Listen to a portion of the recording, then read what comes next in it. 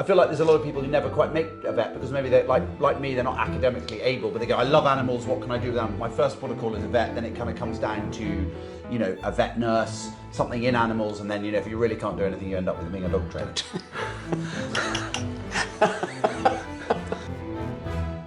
Hi, I'm Charlie Thorburn. Welcome to The Dog Father. The aim of this podcast is to look at the wider world of dogs and how it's impacted people's lives and businesses. I've been training dogs for 25 years and I love them dearly, and I'm hoping to share some of this with you. Welcome to today's episode. We've got Neil Geddes, who is an old friend and vet. He's been our eye specialist vet go-to for a number of years. Neil is going to talk to us today about me. You, yeah. So we're hoping to get you on our podcast, which once people start seeing this will have been launched. It's not quite been launched yet, so it's pretty soon. Okay. So you'll be one of the early episodes. And we're hoping to get you on about once every few months. Okay. And the idea is we're going to have topics because obviously me and my team have got lots of questions that we have built over the years, but we're also going to encourage viewers/listeners to, you know, ask like vets, like not quite a vet's corner, but a sort of like vet's topic, kind of not like, oh, my dog's got a little cut. Yes, what do I do? It's more like I had a dog once that had these growths and it kept getting it, like something, you know, more like that kind of thing. So that it's something that other people will be able to learn from and we can have a discussion about.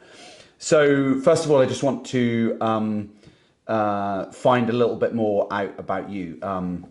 You know, when did you decide you want to be a vet? Where did you go to vet school?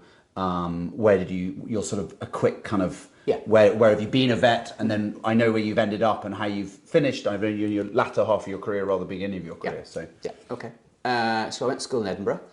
I was always sort of science-based, was good at sciences, liked sciences, thought that would be the way to go. In about third or fourth year at school, I was thinking, do I want to do medicine or do I want to do veterinary medicine? Yeah. Do you think that's a common thing? I'm not sure it is. I just knew that I wanted to do something medical, and I thought we grew up in the city, so I wasn't absolutely sure about veterinary medicine, but we had a lot of friends who were doctors.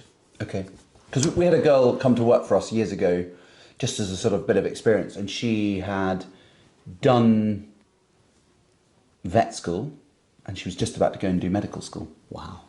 I think she just didn't want to be anything. But she was a great, Rachel, I think she was called. She was a great girl. She came in like house sit for us and wrote all these notes on the board. It was amazing. She was amazing. One of these amazing, intense people. Yeah. Got a dog from us, and then we've never heard from her since. And I don't remember her surname. And anyway, but she did both. But it was just quite interesting. Yeah, because I feel like it normally comes from I love animals. Yeah. I feel like there's a lot of people who never quite make a vet because maybe they're like me, they're not academically able, but they go, I love animals, what can I do with them? My first protocol is a vet, then it kind of comes down to, you know, a vet nurse, something in animals, and then, you know, if you really can't do anything, you end up with being a dog trainer. But I think you should think more about yourself. Okay. But I was definitely wanted to do something, and I thought it was either medicine or veterinary medicine. I just didn't know. So basically what I did was I followed some friends when I was a school child who were doing medicine in the days when you could go and do that. So you could stand in theatre and you could do the things that nowadays you would never get to do. And then we had a really good friend called Wallace Dees, who's my father's friend, who was a vet, and he worked out at the field station in Edinburgh. And I went to see a few days with him, and it totally opened my eyes. And you were like, this is what I want to do. And I was like, wow. I've never. So he was large animal. He did. He was kind of almost more involved in the sort of reproductive side of it, but it was just amazing. And he was also. Oh, what's doing like AI and cattle? And sheep. And AI, the old version of AI that you and I know, rather than the modern AI that everyone talks about. When I tell people, like, we're going to AI a dog, they're like, what, you get like ChatGPT to train it? I'm like, no, artificially inseminate a dog. And anyone under 25 scratching their head, not quite sure what I'm talking about. Yeah, so anyway, and the thing that really struck me was how happy he was with his life. And I thought, there's something in that. Yeah, I was like, I don't think I thought that far ahead. You didn't get that vibe? No. But you didn't get that vibe from the doctors? No, I didn't, not at all. It was like they seemed constantly under pressure, not particularly satisfied, just always looking at the next horizon, not necessarily enjoying what they were doing at the time. Okay, So that's interesting. So Very insightful for a 17-year-old. Well, I think you I definitely wasn't that insightful at 17. I think I was so kind of like, this is going to take 5 or 6 years to get this done. Yeah. What I don't want to do is commit on the wrong path and then think, sure. what the heck have I done? So went to, applied to Edinburgh, applied to Glasgow, got very luckily got a place at both. But for some reason I asked somebody at the time, and it was, it's a stupid 17-year-old question, which is the better vet school? And they said, oh, Edinburgh's the better vet school at the time. And I'm not sure that was necessarily true, but it was, I took that to be gospel. So, okay. So I basically, I used to get the 41 bus to school, and I basically went 2 stops further and got up at vet college. So having finished school, I literally... So for a very insightful teenager, you really didn't broaden your horizons. I mean, literally, I just walk across the meadows and you're suddenly in the next place. And I was a bit like, oh, okay. Right, probably gone to Glasgow for that reason. Yeah, for that reason widen alone. your horizons. So went there, did your 5 years at vet school. I really enjoyed it. Got to the end of it. Wasn't sure what to do. The vet school in Edinburgh was quite heavily biased towards small animal, and I thought, yeah, that makes sense. But I thought I really quite like the large animal side. I want to go and do a bit of that. So I thought, find a mixed practice, go and do that. So I got a job in Cumbria. Okay. So just you have to do a certain amount in vet school, don't you? Yeah. Of both. Yeah, 26 weeks. So you have to do that. So as well as your academic work, you have to do 26 weeks of what's called EMS. Yeah, which is what we get a lot of. Exactly. And we've got we've got a third year here at the moment who did her EMS with us in first year. Loves coming here so much that she's came back last summer and she's back this summer as well. Yeah. So same thing. But they have to do a certain amount of large animal you as well absolutely as do. small animal. And so I went to Thurso and did mine there, and I just loved it. It was just so it must be quite kind of an odd one. Like if you obviously spent some time with a large animal vet, so you kind of saw that side of things. But if you came out of a city, you come out of Manchester, where half the people in Manchester think milk comes out of a bottle. You don't know what you're a vet, so you do know what a cow is, kind of thing. But you've not necessarily had any experience, and then you're almost like, I've got no intention of becoming a large animal vet. I'm going to be dealing with cats and dogs and pet mice, and then you go off to these farms and you do lambing, and you're working with some of the hardest working rough and tumble kind of people there are. Yeah, but with quite an eye-opener there. I really enjoyed it. I really enjoyed their, I don't know, it was more than just a job. They loved it's not a job, it's just life. It is, yeah, and it felt like that. You know what I mean? It's like, and I think there was always this idea that 70% of people who came out of college would go straight into small animal practice, and I was a bit like, I feel like if I do that, I'm never going to see anything else. So I applied and got a job in Cumbria in a very much a large animal practice with some small animal. So it was mostly dairy. So large animals, but looking after the sheepdogs, kind of thing. Yeah, basically. So at night, so in the evening. Yeah. So you'd come back from your calls, and at 5 o'clock there'd be an open surgery. Yeah, we were very much like James Heriott. Lived in an old house, really cold, like really, really cold. Went to bed in your clothes.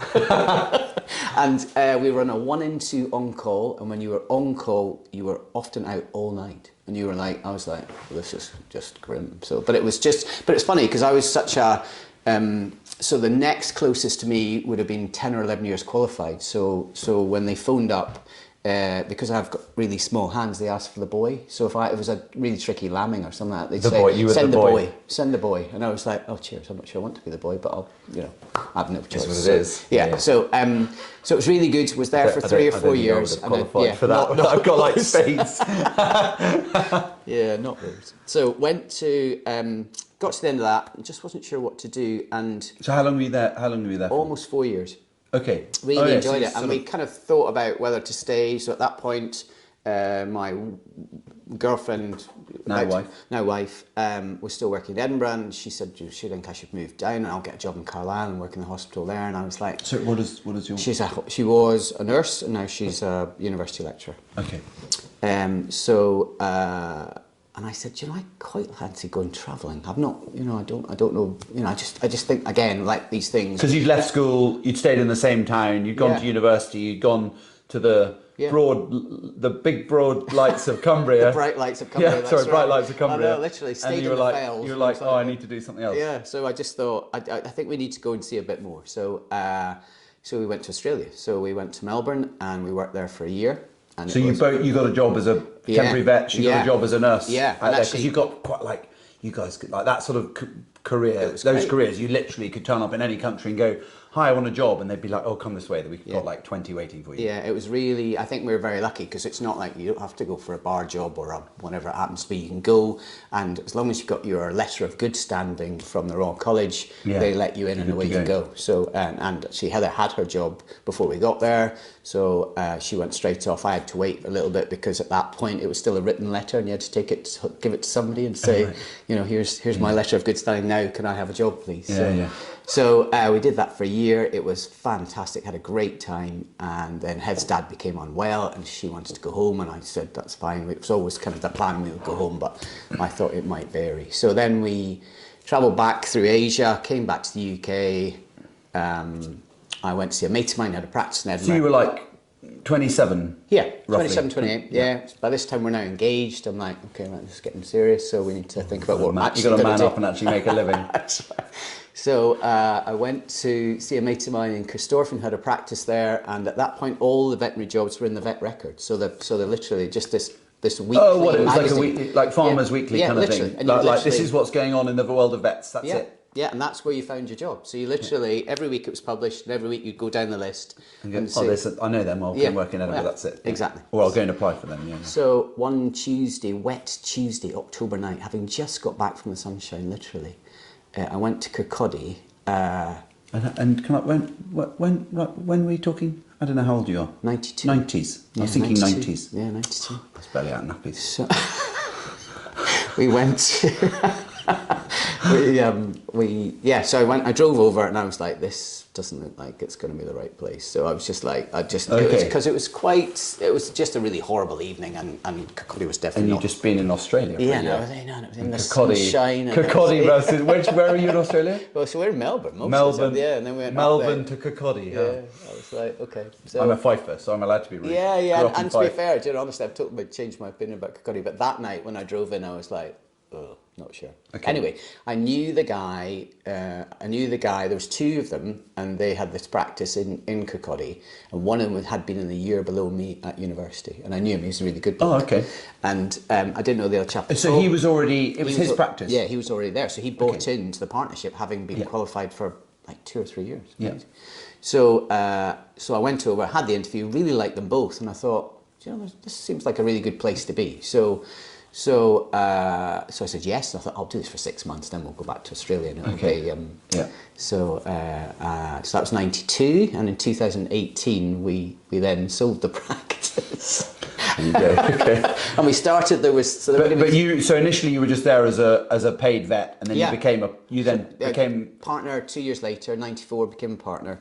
Okay. So my 30th birthday. And then do you stay partners with them? Yep. Right until the end? Yeah, absolutely. Well, to be fair, John, who was the original vet, he retired, and then sadly Jarlath, who was the other partner at the time, he retired about 2 years before we sold the practice because of ill health. Oh, okay. So you didn't take on any partners? We had one more. So Ian, you did. Okay. So we got an Ian who was who also arrived, having been travelling, and said he was just going to stay for 6 months, and he was there for 20 years. Fine. So we were. There was 3 vets. We started, 1 nurse, 1 receptionist, and then by the time we'd finished, we had about 65 employees. Yeah, wow. So over 3 practices? Yeah, over 4. 4? 4 practices. So the one I go to is the Sinclair... Kirkcaldy one. Kirkcaldy. Yep, and then there was 2 in Glenrothes and 1 in Leven. Oh, you want to Leven? Oh, I didn't know that. So how many vets over those? 16. 16 vets? Yeah. Wow, okay. So it was big. Did I say 56? 56? 65. 65, sorry. 65. Sorry. Yeah, that's fine. That was quite a dyslexic moment, wasn't it? So 65 people, 16 vets. How many vet nurses? Gosh, we would have had probably about 1 to 1. Okay. I think you're supposed to. I mean, the idea is that the ratio is better than that, so there should be more vet nurses. But I think we were about 1 to 1. Yeah. So again, probably another conversation that's really interesting is I will at some point we will get you to sit in here and have a conversation with Shelley, who you've met, who's my friend who studied at Glasgow, American vet, and recently around the same time as you sold a vet hospital in Connecticut. States, and they were 10 10,000 plus 15,000 clients or something, 3 vets and vet techs, vet nurses coming out. It's a very different model. It's quite interesting. Yeah, and that's very much the American model, and I think it's not something that's really got going here, but it has legs. It's just quite interesting. It'd be quite an interesting conversation because I don't know anything about it. I just look at how they do it here, and he goes, it doesn't make any sense because the vets are obviously much more qualified, higher paid. Why are you getting vets to do some of this stuff? But it's very much how we do it here. But I think that's another. I think that's another conversation at a different time with me mediating between two old hands at building up vet practices and selling them. Okay, so you literally age 27, 28, you went to Kirkcaldy. You were a partner by the time you were 30. And how does that work? You sort of buy into a partnership? Yeah, you buy in. So you go and you borrow your money. So essentially, it felt like a second mortgage. We just bought a house, and it was almost exactly the same amount of money to buy the partnership. Yeah, but without getting too sort of into sort of technical stuff, presumably like. That's quite a kind of standard concept, or it used to be. So banks are like, oh yeah, you're a vet. Yeah. You're buying into an existing practice. We're kind of good to go. It's not a difficult thing to. No, not at all. And they were keen to lend. They're keen to get you in. They're keen to do it because you're a good vet. Yeah. They're like, you're gonna just work hard for us paying this off for the next however many years. I think so. And we never. I think we weren't. It never occurred to me to do anything else. Do you know? I think once you were there, you were just all about. It was all about making sure the business worked, and I think. It's funny, you kind of look back on these things now, don't you? And you think, I probably could have spent more time at home. But that's just... But that doesn't... That's life though, isn't it? It is. And I think if you want to... If you've got a business to build, I don't think you can do both. I couldn't do both anyway. I wish I could have, but no. I think when people talk about a work-life balance, I think the balance is not about... It's about you as an individual. Saying there's this thing that's a work-life balance is just bollocks as far as I'm concerned. Because there's people who just don't like working and they literally want to go to work and do their basic, absolute bare minimum and go home. And their time at work is sadly not as enjoyable as our time at work. And so they're not looking, they're not looking forward to. I like every day. I'm like, what am I doing today? There's always something kind of fun. I'm never thinking. Even when I'm absolutely exhausted and I've come back from a trip and I'm never thinking, oh God, I just don't want to do anything today. I'm always like, I don't want to go into the field in the rain and scoop up dog poo. Yeah. But I always want to do something to do with work. Yeah, I agree. And so I don't see it as work. I just see it as kind of like... in your head, isn't it? Yeah, I just see it as like, it's part of my life. It's a big part of my life. Yeah, I think it's, to me, I don't know, because I've never been a farmer, but it struck me that if we ever, and certainly 2 of the partners in the original practice I was in Cumbria had farms, and it struck me it was a bit like farming, like it was just your life. That's just the way it works, and you live it. And I think when you're... certainly back then, I definitely see a difference now, even so I've been at the vets that we use on a daily basis. I've been with them since about 2000. So, so I've seen it go through sort of, one of the junior vets who started about the same time as I became a member is now the senior partner kind of thing. Yeah. But I've seen it go through, and it very much used to be like the James Heriott, but with mobile phones, like just a quick text of an evening, and they would text you back because it was just like. Whereas it's much more. I think it's much more business life and business type management these days. I think probably when you were in Cumbria, it was like, oh well, we'll just go knock on his door with a dog with a broken leg, and you'll come out in your pajamas and be like, oh right, and you wouldn't think twice. Whereas I know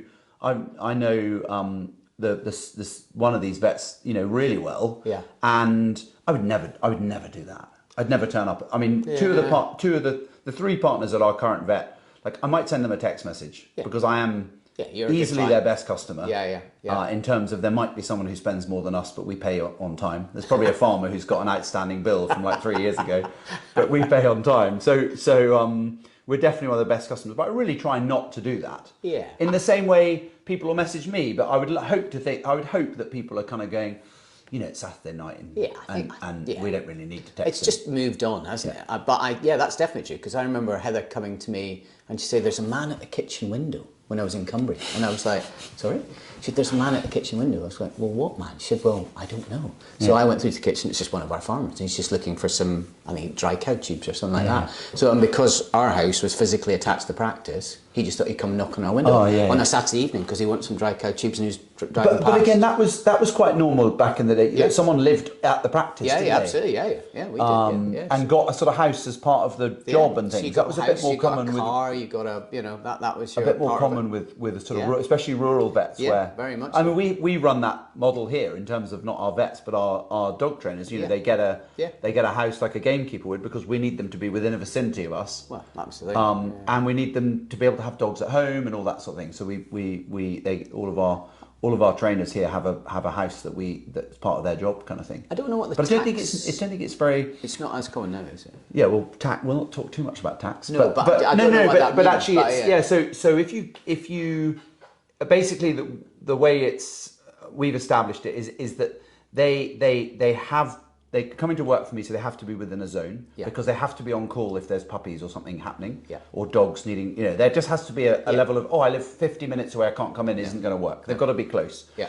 They're all going to have dogs and a lot of people can't find a house that can take dogs. And as part of their job requirement, they have to take dogs home. Right. So when they're training our dogs, they have to take dogs home for home training. Yeah. And so we very much we went backs and forwards a bit about this and came to the conclusion that it wasn't a benefit in kind, it was a necessity. Yeah. So a gamekeeper being on an estate, he has to be there to stop the poachers and to keep an eye on things. Yeah. So it's not like he can just, I work Monday to Friday 9 to 5 and I live in the town and come in. Yeah, no. It's a different thing. So rather than it being a job benefit, it's deemed as a necessity. So that's the. And I think it probably still happens in large animal practice, but maybe not to the same degree. I mean, certainly the practice we were in Cumbria, that whole building has now been used for housing, and they have a brand new purpose-built building that they can get. So they've actually be able to get large animals in there and operate on them in their surgery and stuff like that. So, we had a girl up doing some. Train not EMS because she's not a vet student, but her other half works for he's like a vet tech, works for a big practice in Cumbria. I wonder if it's the same thing because it's very much a large animal based with a bit of small animal. Yeah, that's probably the same one. Yeah. But it's quite big now. Yeah, they are quite a big practice. Yeah. And so I'm just going to do the golden retriever version. You're in my interpretation, you're an eye specialist. I am. I don't know what the technical term for that is. So I do. Yes, I spend my entire time doing ophthalmology. So I'm a veterinary ophthalmologist. Okay. Yeah. Why specialise and why eyes? Why eyes? In my best Geordie, I wish I had Antonia in here to do that because Antonia lived in Newcastle for a while. All right, so she could actually do it. And her Geordie accent is just you'd think she was Geordie. It's awesome, and I wish she'd done that. So I'm not sure she'll be delighted about our impression. No, she won't be. But when did you decide to specialise and why did you choose ophthalmology? Ophthalmology. Yeah, good question. So having gone to Australia and having been doing pretty much large animal and some small, getting a job in Australia at that point in the 90s, there was no money in large animal practice, so you had to be in small animal practice to get a job. Okay. So we're in Melbourne, I'm working as a locum, it's all small animal, and the first guy I go to work for is just a fantastic bloke, and he has this amazing one-man practice, and he's really into exotics, so he's got lots of avian, he's got a huge aviary outside his back garden. And so I'm like, maybe I want to do exotics. That's really interesting. I've never had anything to do with avian medicine or anything like that before. And then I go to do another locum, and this guy's an ophthalmologist. And I'm like, I never thought of that. And so our ophthalmology teaching when I was at Edinburgh wasn't unfortunately very good. Our ophthalmology teaching, there was nobody there to teach us who was in ophthalmology. Okay. So it was a general So it wasn't surgeon. something you really had much to do. No. They just gave you the basics. Yeah, and I literally I remember this, I dropped my notes going back across the meadows one evening, having done my ophthalmology lectures, and I actually couldn't put them back together again because I was like, these don't make any sense. So I'm really hoping it doesn't come up in the exam because I was like, I've got nothing. So anyway, this guy started to teach me some ophthalmology while I was in Australia, and I thought, gosh, this is great. So then when we got home, I went for the interview at Kirkcaldy, and they said, is there anything particular that they were interested in? And so just off, when you're on the back foot like that, I went, I'm really interested in ophthalmology. Okay. And I think they must have thought, that's interesting. Yeah, good. So at that point, there was a really good ophthalmologist. You slightly committed yourself by mistake. Yeah, exactly. So, but I did really enjoy it. And the thing I really like about ophthalmology is that you get medicine and you get surgery. Okay. So that's what I really like. I like the fact that you can operate, and I really enjoy the ophthalmology operating, but I also really enjoy the consulting side of it. So so it just seemed like a really good balance. I was never going to be an orthopedic surgeon. I that never floated my boat. No. Quite liked internal medicine, but wasn't sure that was absolutely everything I wanted to do, and I wanted to be able to do a bit of operating. So yeah. So what's internal medicine? So internal medicine would literally just be like being a physician. So literally somebody who might specialised in abdominal, sort of. Yeah, but so I suppose you're sort of almost like you're then working in a sort of bigger hospital type thing, are you? Yeah, you are. Yeah, you absolutely are. And people aren't going to come to Well, they it's do. not something you would, they do. Would you? Yeah, you'd run that out of somewhere like Kirkcaldy, would you? Yeah, we absolutely would. Yeah, yeah. Okay. Oh, yeah. And sort of, I suppose you could argue, and amongst that would be things like cardiology and things like that. So, yeah. But I just thought ophthalmology. I thought it really started to float my boat, and because I'd said it at the interview, they started to send me on all these continuing professional developments, so these CPD weekends and evenings, all about ophthalmology. Yeah. So sort of put you through your exam, your sort of extra work, as it were. Yeah. So by '96, I'd done my Royal College certificate, and then by 2000, we were pretty much starting to take referrals. So, okay. and then it took a while though. Yeah, I think so, because you're always. Because you're being a vet still as well. Yeah, you're trying to study it on the side. Yeah, and you're also not. You're trying to kind of get to a level of competence where it's actually. So is that quite hard to do when you're in practice as a partner, having to do your job, and then you're like, I am going off to train with a guy in the south of England for however many weeks to see what he does, and it's slightly kind of like. Yeah, and quite a tricky kind of thing to do. Well, I mean, it's so by '95 our first son is born. Yeah. And then I have to sit my exams in '96 to do the Royal College certificate, and then I want to go on potentially and do further training after that, at which point Heather says, I think this might not be the time to go on and disappear for you did it anyway. Well, we just kind of... Pretty standard bloke behaviour, isn't it? Right. I don't think you should do that. Well, I've done it. We tried to kind of get it, anyway, find an accommodation. So, okay. Anyway, but it was, so it went from there, and then at that point, I suppose I was still doing some routine sort of GP work as well, and then over the kind of next 15 or 20 years, it just went, basically I started doing less and less of the GP stuff, and just doing ophthalmology. Ophthalmology, yeah. So, and that was kind of, and now, certainly for the last 10 years, that's pretty much everything. Yeah, so literally your appointments were all just kind of people like me coming with eyes, and you didn't see any of the general...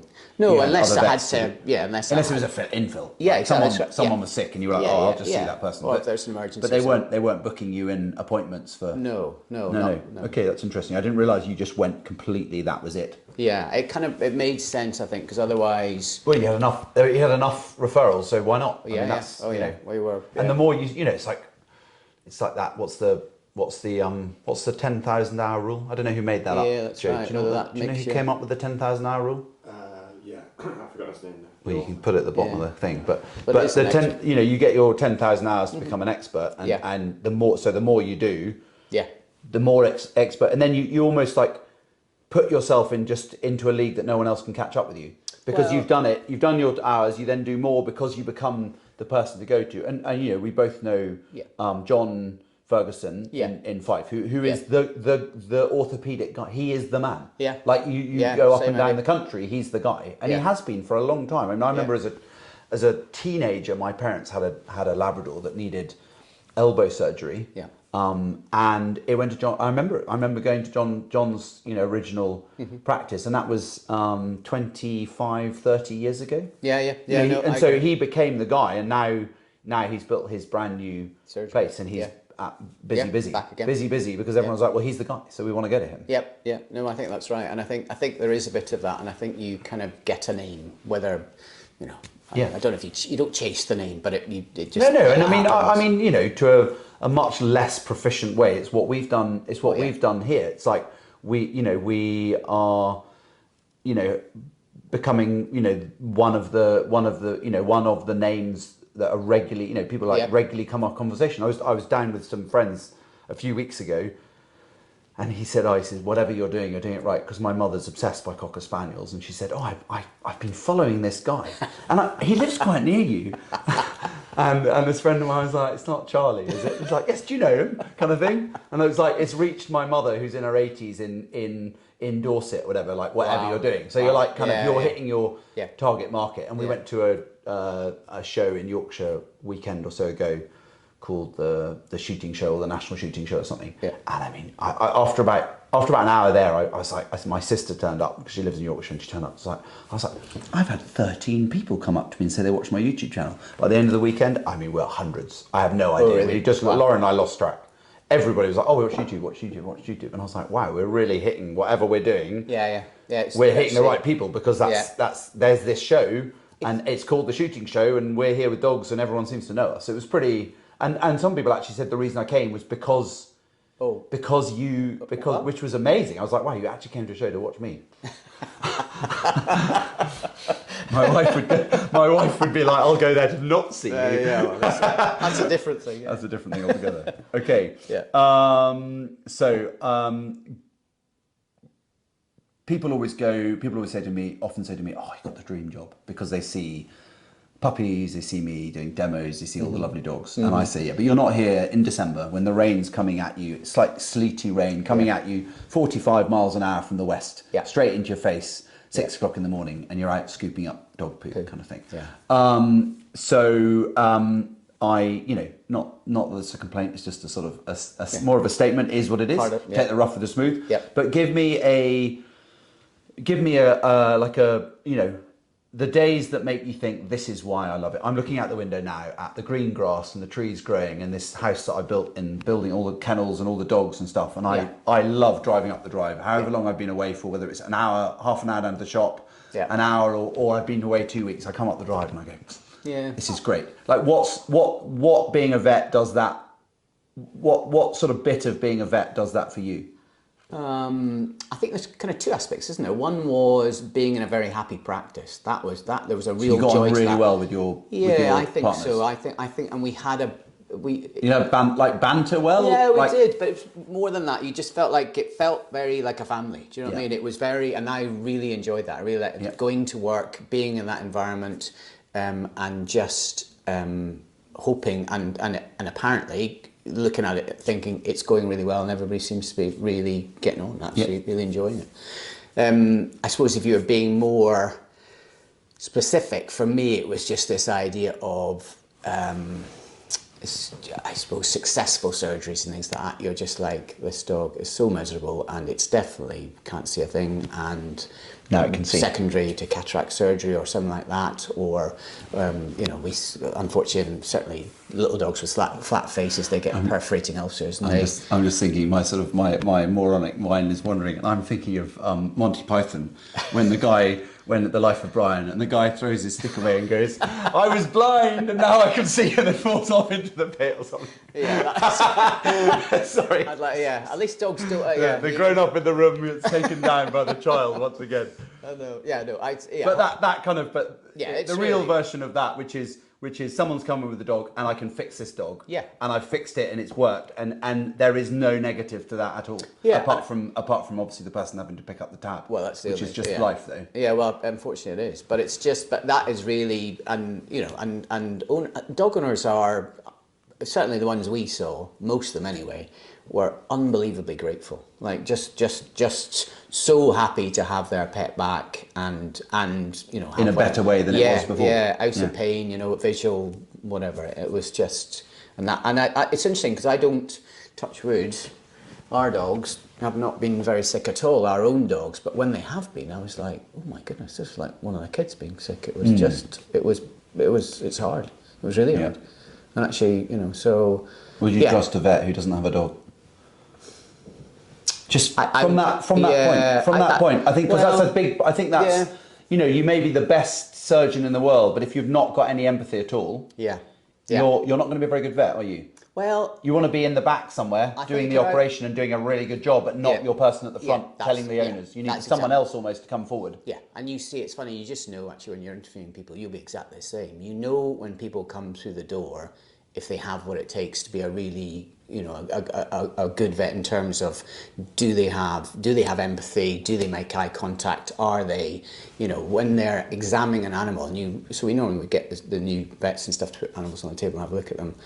Like, are they gentle with them? This is really interesting because I think you're looking at the EMS and stuff. I think the girls, and mostly girls because they are mostly girls these days. Absolutely. But I think the students who come here get so much more from us than they probably do from most of their EMS because they are handling so many dogs. Yeah. And they, you see some of them arriving and they're a little bit awkward because they're first year vets. Yeah. They've maybe not done enough. They've maybe not grown up with dogs, but No. they kind of want to do a good job.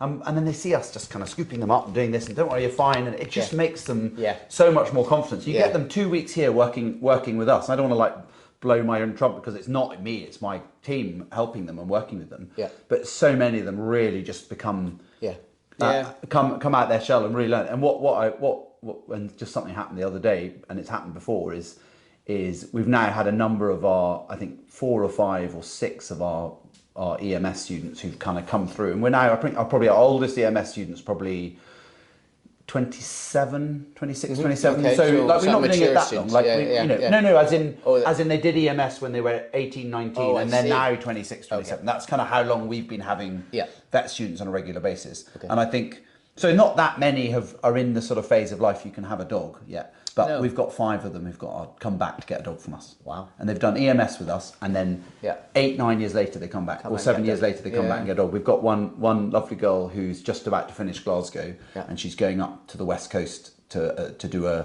like you wanted to go and do large animals. So she's going up to one of the islands and going to be one of the only 2 vets on the island. Most of it will be cattle and sheep, with a few border collies and tourist pets type thing. Yeah. And she's getting a Cocker Spaniel puppy to take with her off a dog that when she was here, it was born. Oh wow! So she remembers the dog being born. She came back the following summer to do more EMS with us, and knew the dog as a 1-year-old and is now getting one of our puppies. That's quite cool. So that's kind of like it was almost the first thing I did when I qualified, because we didn't have a dog as children, and so once I qualified and had a job, I got a dog. Yeah. So and actually at this point Heather's still living in Edinburgh, so I'm living on my own, and that dog just came with me everywhere. Everywhere. It was just, and actually it was it was just fantastic. That was the 2 of us everywhere. Well, that's what Rose wants. It's like once I've got it to a reasonable, once it's okay, she says I can take it into work. She says I get a little van, just front seat of the van, and away I go. Yep. And my dog was a Labrador, ate the entire inside of my Ford Escort, actually, including all the knobs off the radio and all the foam around the steering wheel, and I still loved that dog. wasn't your car though? I was going to say. Company car. Not my problem. My boss was a bit like, oh, good, nice, thank you. Yeah. And so worst bits. Obviously, that's something obviously a dog that you have to put down. Put sleep is terrible. Actually, and I think, and I can't decide if because I don't do it very much anymore because I'm not involved in GP vetting, and if an ophthalmology case has to be put to sleep, that is really unusual. But I find that really difficult now. I find that it's just. And it's funny, if you speak to somebody who's been on the weekend and they've had a really bad weekend, what they'll usually say is, I had 5 put to sleeps at the weekend. And it's just grim. Pretty demoralising. It's really grim. And then the other ones, I suppose, would be the surgery, where you think you've done a fantastic job and then they take it home and 2 days later they say, it bashed its eye, it ran into the door. And you'd be like, why? Why was it running into the door? Why wasn't it in the mustard colour? And that is really demoralising. Or you get the people who are just not very grateful, and you think, okay, I tried really hard here. It's not worked. So, but they are fairly few and far between, I have to say. I think most of our clients were really good. They were just, it's funny, Heather talks about this. So she worked in hospitals in Edinburgh, and then she working in the Vic in Kirkcaldy, and she said, I can't believe how much of the coffee time is spent discussing pets. Like 5 people are really oh, really? Yeah, like really into their much pets. more than the Edinburgh people? Yeah, she said that Edinburgh people were kind of have it as we have a dog, but in 5 in the coffee room. Family member. Yeah, absolutely. Yeah, interesting. Yeah. And actually, Really I think interesting. I didn't realise that at the time, and I think I was very lucky as a result, because we were in a practice where, because Kirkcaldy's not particularly wealthy. It's not an part. affluent place. No, It's not absolutely not somewhere you kind of No. go, oh, there's lots of money to be made in Kirkcaldy. No, not at all. And but people, we were very. But you were getting people from far and wide though with your eyes. So Well, we were, but yeah, we used to have a lady that came up from Alnwick on the train with her cat. oh, did you? Say, there are vets down there, I promise. And what is the biggest kind of? What is the sort of the blooper? What's something you've seen as a vet? Now it might be harder for you because you're not a general. You haven't been a general practitioner, as it were, for a while. But like something you think, how on earth did they do that? Or how on earth did something? I've got a couple, I suppose. One is I was trying to impress somebody once, quite early on in my career, and we went out to see a bull that had this great big swelling, and had a vet student with me on its side, on its chest wall. And I said, I think this will either be hematoma, so a blood-filled swelling, or it could be an abscess. I said, so I suppose we better put a needle in it and see what it is. So we got a needle in, and we just got a bit of both. And I thought, I don't know. So at that point in that day in the 90s, you would put a scalpel blade in and just pop it and see what it was. And it went all over her, like all over her. It was like gas, bloat? No, it was pus, and it came out, pus. it was like gallons and gallons of pus, and it hit her in the chest and into her wellies and everywhere. And she started to throw up as well because she was... And I was inhaling pus. Yeah, and I was God. I was like, oh God, I was like, I'm so sorry. Just wrong place. Talk about the wrong place at the wrong time. No, exactly, and I'd been so keen to impress this person. Anyway, and then I suppose the other thing for me was I once went to see a really sweet old lady in Kirkcaldy to do a house visit on a cat that she either wasn't able to bring in, or I can't remember the story. Anyway, I went with a vet nurse, and they had used to vaccinate it, cut its nails, and give it a worming injection. And in those days, there were 2 brown bottles that looked identical. One was a worming injection, one was a sedative, and I took the wrong bottle with me. So I injected this cat with sedative, told the lady, rushed to the practice, so we basically put it back in the basket, drove like maniacs to the practice, and thankfully the cat was okay. But oh God, okay. So it's a bit longer, and it would have been curtains. I think so, yeah. And it was because I couldn't work out. I injected the cat with the wormer, and then the lady said, "Would you like a cup of tea?" And I said, "That's really kind, thank you." So we'll have a cup of tea, and I could just see this cat staggering around in the background. I thought, And you were like, oh shit. I was like, so I just looked at the bottle. God, if you hadn't had that cup of tea, yeah, I know. I was like, what? Just the cat would have been curled up in the corner asleep, dead. And you just think, God, it's just, so it's really, sometimes you just think, in fact, on Friday, we were operating on Friday, and a little dog had a respiratory arrest on us just when we were about to start, and you just think, that sort of thing just makes my blood run cold, because thankfully the dog came back, and we were great, because the team were fantastic, and they all jumped on it, and we were all good, but we had 10 minutes of kind of like panic, no output, no nothing. I was like, oh wow, yeah. So, but then going right back to the beginning, doctor versus vet. I guess that is probably one of the reasons that vets are probably happier in general, or maybe gave you that impression. Yeah. And because ultimately, you're saying that to me now about this cat. Sure. And I'm going, bloody hell, that's funny. Yeah. Because it's Well, it's funny now. It's funny now, yeah. but also it's ultimately, without sounding really brutal, and I love my dogs, it is a cat. Yeah, I don't think that. No. But if you'd done that, you wouldn't have told me that story if that had been a child. God, no. No, but and I'm not saying that you care less about the cat. What I mean is, it's stressful, but it's not. Yeah. It's not as stressful. Yeah, do you know what I mean? think And I think there's got to be an element of that your skills are being tested sometimes more, because the dog can't say, oh, it's just a bit lower, or it's just behind. Oh, I can see that, but I can't see that. Like it's not. Your skills are tested more, but actually the level of emotion and the repercussion at the top end and the repercussion is a lot less. Oh, I know. I did a golf day with some friends of mine, and I'd never met this chap before, and he was a paediatric oncologist, so dealing with child cancers.